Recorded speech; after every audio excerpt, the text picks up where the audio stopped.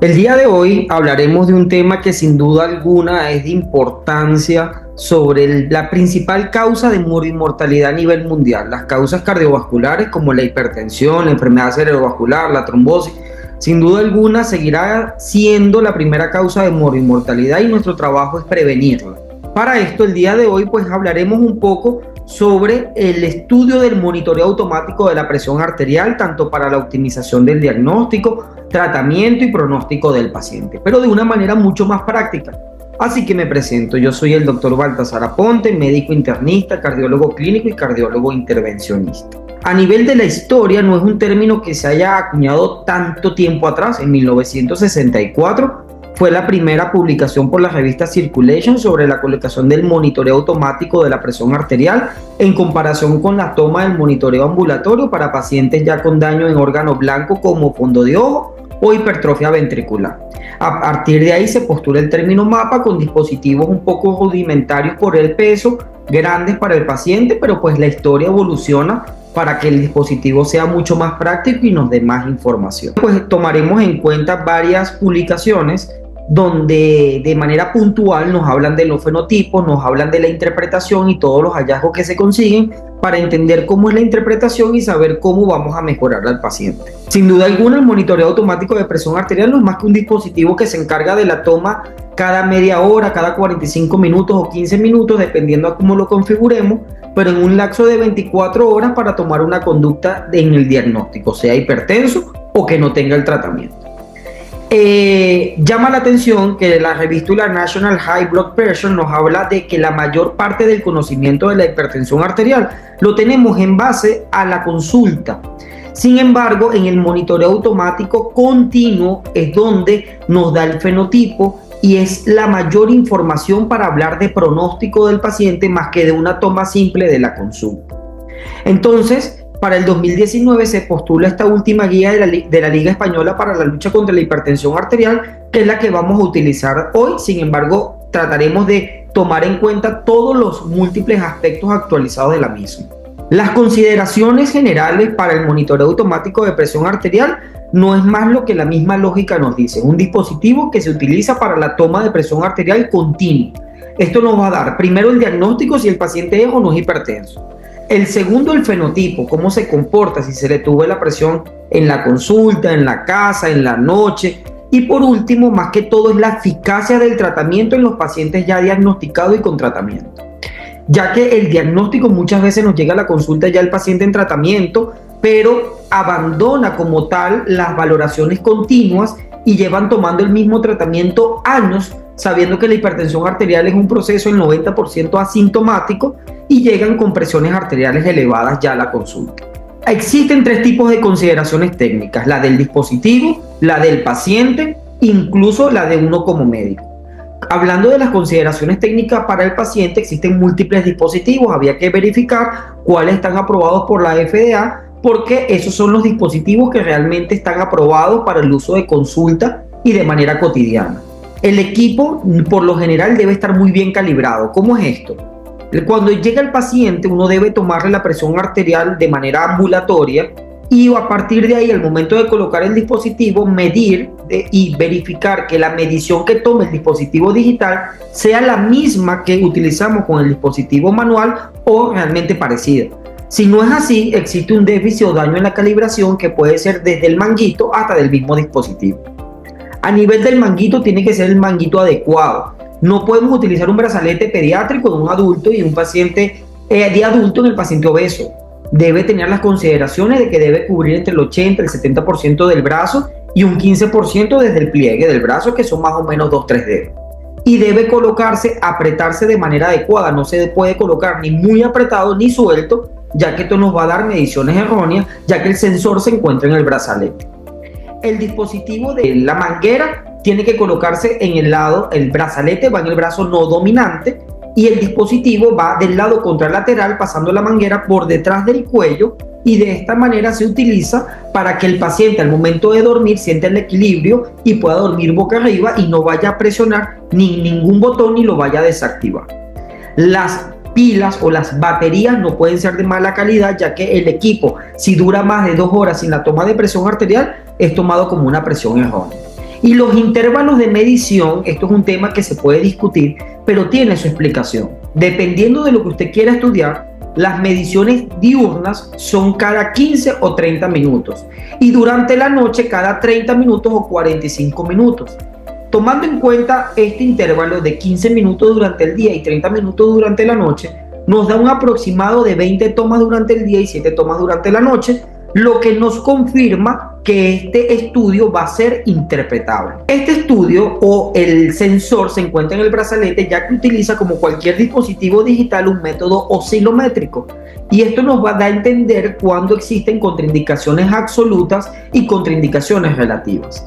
La contraindicación absoluta es que el paciente se niegue: no quiero colocármelo, fue evento traumático, me duele el brazo, no quiero. Eso es una contraindicación absoluta. Sin embargo, por este mismo método oscilométrico, los bloqueos auriculoventriculares completos, ya que hay una disincronía a nivel del paciente, a nivel auriculoventricular, la colocación del mapa nos va a dar mediciones erróneas, al igual que los flúteros, la fibrilación rápida, no va a hacer que el dispositivo mida de manera adecuada. El Parkinson, en sus momentos más avanzados, este movimiento continuo del brazo produce que el dispositivo no sense de manera adecuada y debe siempre tomarse en cuenta al momento de la interpretación del estudio. Pacientes con insomnio debe ser configurado adecuadamente, ya que lo que nos interesa medir es el patrón circadiano, y por lo tanto una de las contraindicaciones relativas que muchas veces dicen paciente hospitalizado no se le coloca mapa, depende de lo que usted vaya a estudiar. ¿Por qué durante la hospitalización cambia el ritmo del sueño? Por las alarmas de los monitores, por la entrada de las enfermeras, por los pacientes acompañantes, y esto, al modificar el ritmo del sueño, hace que la interpretación del estudio no sea lo mismo. Entonces debemos siempre tomar en cuenta cómo es el ritmo del sueño del paciente. Y muchas veces apagamos las alarmas, ya que las alarmas pueden crear ansiedad en el paciente y alterar su ritmo del sueño normal. ¿Cuándo nosotros podemos determinar que un estudio es interpretable o no? Esto es importante, ya que la primera descripción del estudio es describir si de verdad fue interpretable o no, porque incluso cuando no tiene las mediciones adecuadas o no es interpretable, igual hay que describir por qué. Entonces debemos tener más del 70% de las tomas esperadas.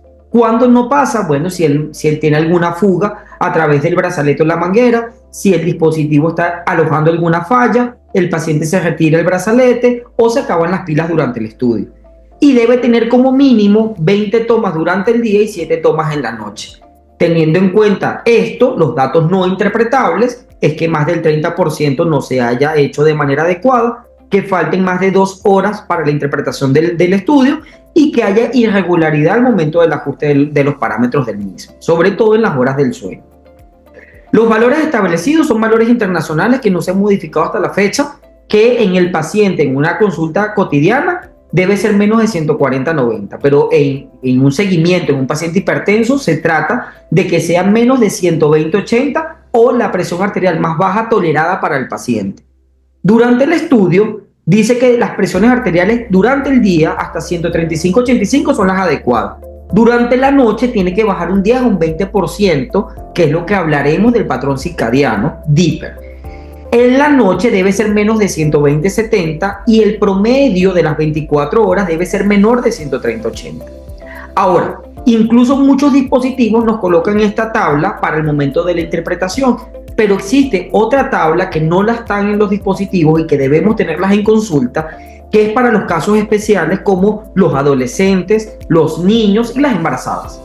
Estos casos nos llegan frecuentemente y la interpretación no es igual y debe ser tomado en base al trimestre del embarazo o en base a la edad o el percentil del paciente. La última guía del 2019 nos da 2 gráficas para realizar el primer diagnóstico de manera sencilla. En la esquina superior, si el paciente tiene diagnóstico, si no tiene diagnóstico de hipertensión arterial, y lo que va a correlacionar es las cifras tensionales durante la consulta, si están elevadas o no, y el mapa, si está con cifras tensionales elevadas o no. A partir de ahí yo ubico a mi paciente y yo, si no tiene diagnóstico, le hago el diagnóstico de hipertensión de bata blanca, hipertensión enmascarada o hipertensión arterial crónica. Ahora, si el paciente tiene el diagnóstico de hipertensión arterial, pues vamos al algoritmo de abajo y sería una hipertensión no controlada, un fenómeno de bata blanca, una hipertensión enmascarada, una hipertensión no controlada. Entonces, esto nos facilita a nosotros el diagnóstico y nos da a entender que la interpretación del mapa a juro debemos tener la presión arterial en consulta para nosotros poder aplicar este tipo de algoritmo. El fenotipo, existen más de 16 fenotipos, pero últimamente las guías se inclinan más hacia la hipertensión de bata blanca, la hipertensión enmascarada, la hipertensión refractaria o la hipertensión nocturna. Son los 4 fenotipos donde vamos a hacer énfasis, o sobre todo que esta guía hizo énfasis, porque es donde nos va a modificar más claramente el pronóstico y el tratamiento del mismo. Entonces, bueno, la hipertensión de bata blanca, como por definición lo dice, es aquel paciente donde las cifras tensionales se elevan en aquella consulta, sea en una consulta cotidiana con tu médico tratante, sea en una emergencia, hasta incluso para la toma de muestra de laboratorio. El paciente que en su control ambulatorio de la presión arterial todo marca perfecto y cuando apenas pisa un centro ambulatorio o un centro clínico, la presión se encuentra elevada. Pero ¿cuál es la definición per se?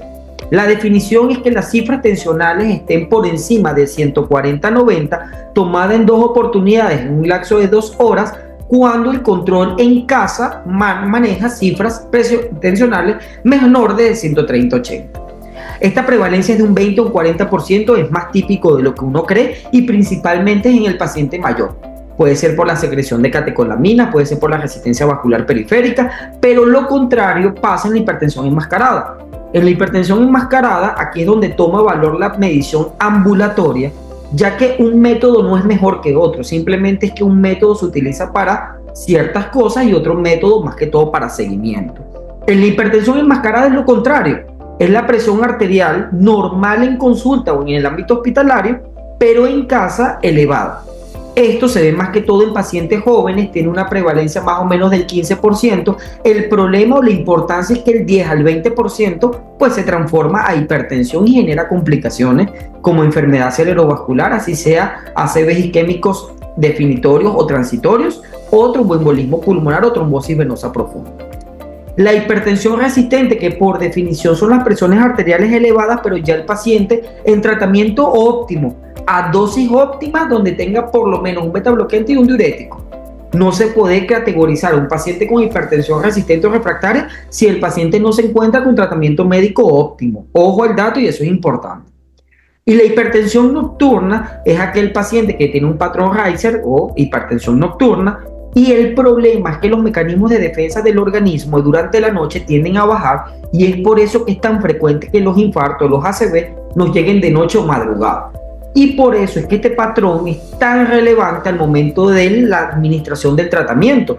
Y estos son los tipos de pacientes donde la mayoría de los fármacos, dependiendo de su mecanismo de acción, se colocan en horas de la noche o el mayor énfasis en las horas de la noche.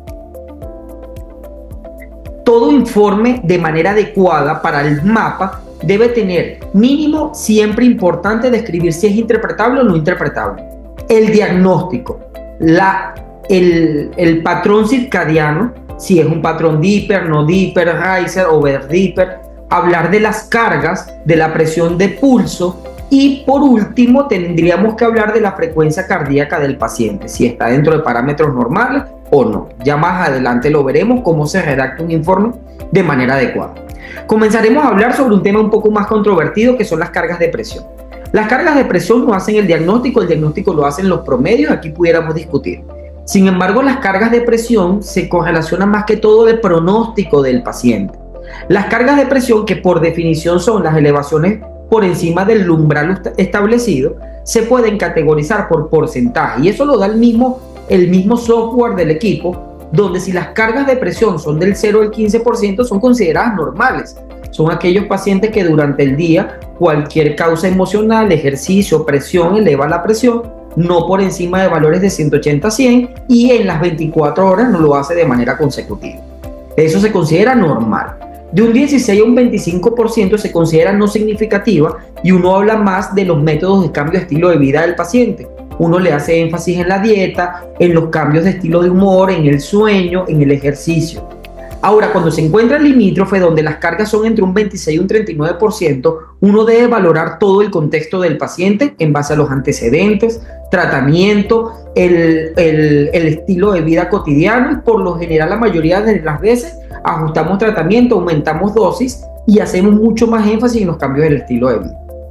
Pero cuando es más del 40%, la prevalencia de que hay un daño a órgano blanco es muy alta. O sea que ya ese paciente probablemente ya tiene una retinopatía hipertensiva, tiene una nefropatía hipertensiva o tiene algún toque a algún órgano blanco, ya que estas cargas de presión elevada se están manteniendo en más de 14 horas continuas en el paciente. Entonces, hablemos en lo que es el alma como tal del monitoreo automático de la presión arterial, que son los patrones circadianos. Lo podemos conseguir como dipping, dipper o descenso, dependiendo de la traducción. Uno lo consigue más con el hecho de dipper. El patrón dipper es como tal el descenso normal de las presiones arteriales, que es de un 10 a un 20%. A partir de esta definición, todos los demás se hacen sencillas porque se hace por lógica. El patrón no dipper, o que no existe descenso, es aquel paciente que mantiene la misma presión arterial sin ningún tipo de descenso en las 24 horas. El paciente que presenta un dipper extremo o overdipper es aquel paciente que presenta más del 20% del descenso durante la noche, que tampoco es favorable. Los extremos nunca son buenos. Y aquel paciente con dipper disminuido es aquel descenso entre 0 y 10%. O sea que desciende pero no de manera adecuada, y esto a largo plazo termina en un ajuste del tratamiento. Y por último, que es la hipertensión nocturna o el patrón nocturno, que es el patrón Reiser o el patrón invertido, que no es más que la presión arterial elevada en la noche y probablemente normal durante el día, que es a nivel de complicaciones uno de los que más miedo le tenemos al momento del paciente, y que la mayoría de las veces el diagnóstico se logra es por mapa, porque no hay manera de hacer un seguimiento al paciente cada 2 horas durante el sueño. Entonces, estos dispositivos se utilizan para este tipo de diagnóstico, que es colocar el fenotipo de hipertensión arterial, no solamente el diagnóstico, sino saber qué tipo de fenotipo tiene el paciente y además si el tratamiento que está tomando le está haciendo efecto o no. Y aquí es donde también le expreso a ustedes lo que es el patrón no dipper, donde no hay descenso, el dipper reverso o Reiser, que es el patrón invertido, y que las variaciones circadianas sí es tomado en cuenta como un factor de riesgo independiente al momento de la administración de tratamiento. La presión de pulso también lo da el equipo nos da de manera automática la presión de pulso, y es muy sencillo porque lo vamos a categorizar en dos: patrón normal o anormal. Patrón normal es menos de 50 milímetros de mercurio y el patrón anormal es más de 50 milímetros de mercurio. Y esto no es más que la relación entre la presión arterial sistólica y diastólica en las 24 horas. Y para nosotros es un estimador de riesgo. Si el paciente está por encima de 55 milímetros de mercurio, la probabilidad de un infarto, un ACV, una trombosis, un daño a órgano blanco es muy alta, mientras que el patrón por debajo de 50 milímetros de mercurio, la probabilidad de que todo esté marchando de una manera adecuada y que el paciente se haga un control en 1 año, 2 años, es la ideal. La oleada matutina o el morning surge no es más que, por definición, esta primera presión arterial elevada en un pico alto en la mañana, pero que por definición tiene que ser más elevada que el promedio de la presión arterial nocturna. Si no cumple ese criterio, si no es más elevada que la sumatoria del promedio de las presiones arteriales nocturnas, no es patológico. Y esto es el típico paciente que en la mañana o bajo un susto, un nervio, se levanta de golpe y hace el ACV o hace el infarto, porque las cifras tensionales superan una barbaridad de 190, 200 de presión arterial sistólica en un pico por exceso o una secreción inadecuada de catecolamina, y esto está muy relacionado al paciente mayor por los trastornos del sueño que per se ya presentan. Es decir, aquel paciente que ya ese ritmo del sueño no pasa de una fase 1 a fase 2 y que se levanta de la nada, se levanta nervioso, se levanta ensactado, y esta secreción inadecuada de catecolaminas produce que la presión arterial al momento de levantarse sea sumamente elevada. Y esto es considerado un factor de riesgo independiente si lo logramos ver. Fíjense que en la gráfica vemos ese pico, sin embargo no supera más del 20% del promedio, que ya veremos más adelante, y por lo tanto, aunque él lo posea, no es patológico. El mapa no solamente se coloca en los pacientes hipertensos o con las presiones elevadas, también existen fenómenos en las fases iniciales de la enfermedad del Parkinson, que es un daño en los vasoreceptores por una falla autonómica primaria, donde genera hipotensión ortostática en la mañana con hipertensión arterial nocturna. Entonces, en todos aquellos pacientes con daño neurológico, con patología neurológica como el Parkinson, deberíamos colocarle el mapa, porque si hacemos el diagnóstico ajustaríamos tratamiento de manera adecuada. Probablemente estaríamos eliminando esa dosis de la mañana para que no nos haga esta hipotensión y estaríamos colocando una dosis a eso de 5:30 a 6 de la tarde dependiendo del tratamiento para evitar esos picos altos de hipertensión arterial. Entonces, ¿cuándo sería la indicación de repetir el mapa? Bueno, si existe dudas en la primera colocación del estudio, o si yo coloqué el estudio y la presión arterial no era la adecuada, hice un ajuste, a las 6 semanas lo puedo volver a colocar. O si hubo una falla como de batería, de manguito del dispositivo, es indicación de volverlo a colocar. Ahora, por control sucesivo en consulta, si es un paciente de alto riesgo, con factores de riesgo muy altos, se puede colocar cada 6 meses. Si el paciente no tiene factores de riesgo, se ha mantenido controlado, el monitoreo ambulatorio le sale todo bien, pudiéramos colocarlo dentro de 1 año o 2 años. Esto es un ejercicio práctico de un paciente de 46 años fumador en tratamiento, pero con presiones arteriales elevadas en consulta. Se le coloca el dispositivo y la primera gráfica que los arroja es esta, donde podemos observar cómo hay una alternancia entre el color rojo y verde, que lo que nos llama la atención es que aunque pareciera no estar controlado, ya vamos a ver los valores como tal estandarizados. La línea de arriba, la línea superior, nos va a hablar de la presión arterial sistólica. La de abajo, la presión arterial diastólica, y la línea azul es la frecuencia cardíaca. Todo lo que esté por encima de la línea, es todo lo que está por encima del umbral, es considerado patológico y le coloca un color rojo. Mientras que todo lo que esté por debajo es considerado por debajo del umbral y es colocado como un color verde o normal. Y la frecuencia cardíaca abajo o a la izquierda van a observar cuáles son los parámetros en los que está oscilando. Y en la línea de abajo ustedes van a poder observar el tiempo o el horario a lo que fue colocado el dispositivo. Y por eso es tan importante hacer el registro de síntomas del paciente. Eso lo hacemos más que todo en Holter y se nos olvida muchos mapas y lo colocamos de manera automática asumiendo que todos los pacientes duermen desde las 10 de la noche hasta las 7 de la mañana, cosa que no pasa y ese está muy alejado de nuestra realidad. Es importante saber cuál es el ritmo del sueño porque a partir de aquí es que vamos a configurar cómo va a ser el patrón de sueño. Y eso es importante al momento de que el paciente haga el registro, a qué hora se levanta, a qué hora se acuesta, en qué momento se levantó a orinar, en qué momento se levantó a hacer o a tomarse un tratamiento, o en qué momento se mareó, dolor de cabeza, para asociar si esto está realmente contribuido al tratamiento o a los síntomas. Y esta es la gráfica donde aparece en el estudio. Aquí nos van a dar los promedios de presión arterial durante el día, durante la noche, el promedio, la frecuencia cardíaca y la presión de pulso. Y abajo las cargas. Entonces, lo primero que comenzamos a ver si el estudio es interpretable o no. Entonces nos da 50 tomas de presión arterial durante el día 30 y durante la noche 20. Es interpretable porque tiene más de 20 durante el día, más de 7 durante la noche. Comenzamos bien y ahora nos vamos a los promedios.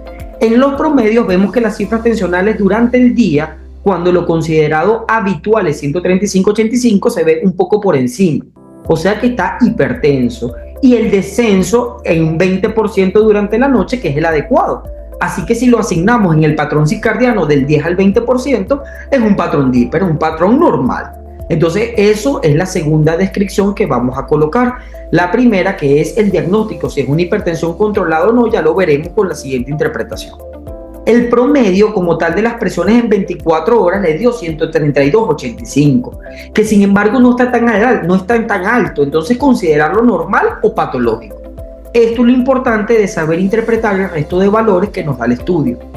La frecuencia cardíaca normal entre 60 y 90 o al igual que la tendencia ahora de la hipertensión arterial, lo más bajo tolerado por el paciente. Nos dio un promedio de 80 latidos por minuto, cosa que bueno, está justamente en el límite, pero sin necesidad de poner en este momento beta bloqueante. Donde pudiéramos hacer mayor énfasis es en el cese del tabaco, el ejercicio y la dieta. La presión de pulso nos dio 47, menos de 50, o sea que como estimador de riesgo a futuro probablemente el paciente esté controlado y no haya hasta los momentos que ajustar tratamiento, más que la terapia no farmacológica. Pero al final nos llama mucho la atención y nos prenden las alarmas cuando vemos las cargas. Las cargas podemos observar cómo todas están por encima del 40%. Entonces probablemente ya este paciente tenga algún tipo de daño a órgano blanco que, asociado a sus malos hábitos, probablemente esté teniendo una retinopatía o una nefropatía hipertensiva producto de esta misma hipertensión. Ajustamos tratamiento, lógicamente, porque ya para él, aunque estas cifras tensionales están limítrofes, lo ideal sería por debajo de 120/80 si lo tolera el paciente, así que ajustamos tratamiento dependiendo de lo valorado en consulta por su médico tratante. Entonces es momento de describir el informe como tal. Entonces lo primero es saber si es interpretable o no. Entonces el estudio es un estudio interpretable con parámetros de manera adecuada. El segundo es el diagnóstico: hipertensión arterial, ¿controlada o no controlada? No controlada, porque los parámetros están por encima de 130/80, lo considerado estándar para el paciente. Ahora, el patrón circadiano, hubo un descenso entre un 10 a un 20%, así que es un patrón DIPER, tanto sistólico como diastólico. La presión de pulso, que es un estimador de riesgo, está a menos de 50, sí, 47 milímetros de mercurio. Por último, la frecuencia cardíaca está normal, se describe en 80 latidos por minuto dentro de parámetros normales. Y las cargas de presión lo describimos como cargas por encima de 40% durante todas las 24 horas, tanto sistólica y diastólica.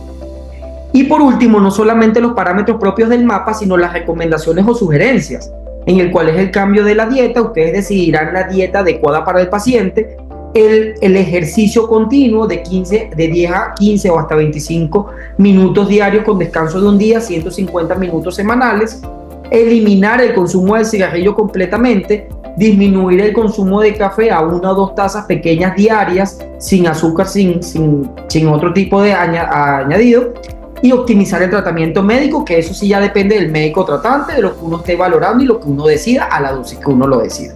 Y el control a las 6 semanas, porque queremos valorar si el tratamiento que ajustamos es adecuado y es un paciente de alto riesgo. Y bueno, por último, si te gustó todo esto, pues suscríbete, dale me gusta y sigamos avanzando juntos en el entendimiento de la salud, porque cada latido cuenta. Un abrazo, chao.